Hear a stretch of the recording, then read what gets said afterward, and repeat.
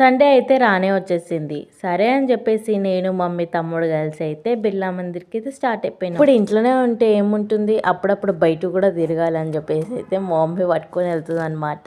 So మాకైతే చాలా ఇంట్రెస్టింగ్‌గా ఉండే.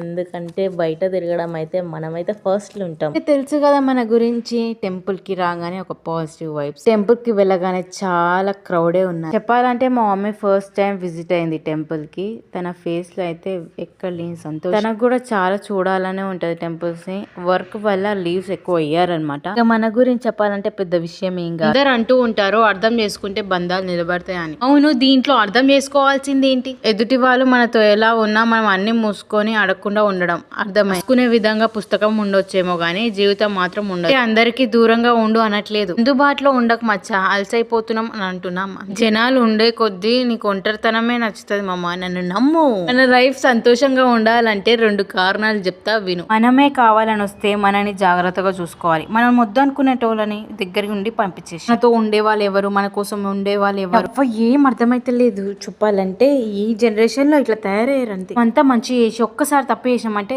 అంత గంగలో కొట్టుకోపోయినట్టే. తనం మంచి పెట్టుకోవాలి తప్ప దేనికి పనికిరాదు. పెద్ద బాధ వచ్చినా ఒక్కరే కూర్చొని ఏడవండి. వచ్చినప్పుడు మాత్రం అందరితో కలిసి నవ్వండి. ఏడుస్తే ఏమో బాధ అంటారు, నవ్వుతే ఏమో పిచ్చి అంటారు. నేను చెప్పాల్సింది ఏంటంటే లైఫ్ చిన్నది మచ్చా, ఎంజాయ్ చేసుకుంటే